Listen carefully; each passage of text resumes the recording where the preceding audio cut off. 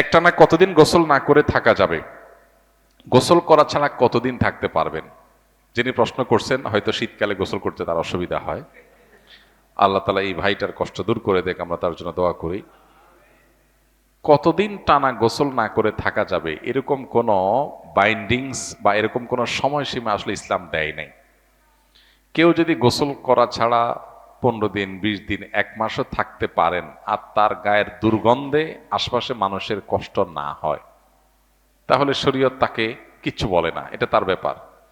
তার দুর্গন্ধ তিনি যদি কোনোভাবে রিকভার করতে পারেন আতর দিয়ে, সেন্ট দিয়ে, কোনোভাবে, এবং যদি নিজে সুস্থ থাকতে পারেন, অন্য কাউকে তার গায়ের দুর্গন্ধে অস্বস্তিতে না ফেলেন, তাহলে সেক্ষেত্রে তিনি এভাবে গোসল না করে যতদিন খুশি ততদিন না থাকতে পারেন, ততদিন থাকতে পারেন।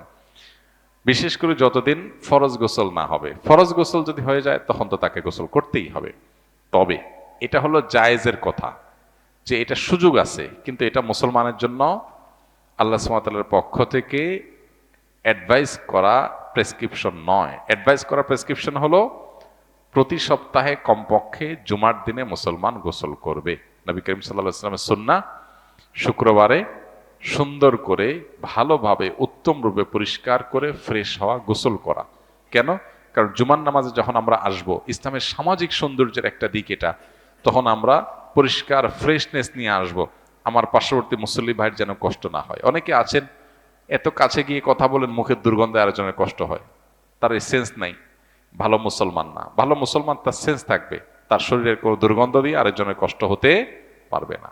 আল মুসলিমান সালিম আল মুসলিমিনা মিন লিসানি ওয়া ইয়াদি, আমাদের কোনো আচরণ দ্বারা কারো কষ্ট হতে পারবে না। তো এই জন্য সপ্তাহে একদিন জুমার দিন পর্যন্ত আপনি গোসল না করে থাকলেন, জুমার দিন গোসল করে আসলেন, তাহলে সুন্নত আদায় হয়ে যাবে।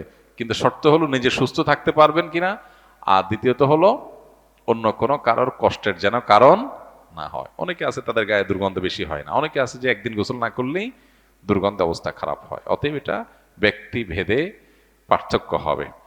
তো এমন কোনো কথা নেই যে এতদিন গোসল ছাড়া থাকা যাবে। তবে গোসল ছাড়া খুব বেশি দিন থাকাটা প্রশংসার কোনো বিষয় নয়। ইসলাম আমাদেরকে পরিচ্ছন্ন থাকতে বলেছে, পরিষ্কার থাকতে বলেছে।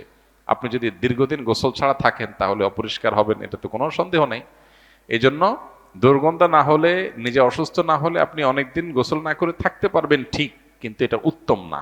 উত্তম হলো নিয়মিত গোসল করা। প্রতিদিন গোসল করলে ফ্রেশ থাকবেন, প্রতিদিন না পারেন একদিন পর একদিন করেন, কমপক্ষে সপ্তাহে একদিন শুক্রবার আপনি গোসল করাটা সুন্নাত। মানুষ আছে, এই অলস মানুষদের জন্য গোসল করাটা কঠিন, তারা আসলে এটার জন্য বাঁচার জন্য চেষ্টা করে, অনেক চেষ্টা করে।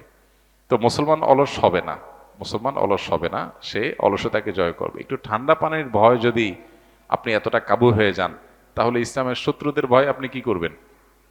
এই জন্য ইমানদারকে তো সাহসী হতে হবে। নবী সাল্লাল্লাহু আলাইহি ওয়াসাল্লাম আল্লাহর কাছে দোয়া করতেন, আল্লাহুম্মা ইন্নী আউযু বিকা মিনাল বুখলি ওয়াল জুবন, আল্লাহ ভীরুতা থেকে আপনার কাছে পানাহ চাই, আমি যেন সাহসী হই। পানির সাথেই যদি আপনি সংগ্রাম করে জিততে না পারেন, আপনি আর কি করবেন জীবনে?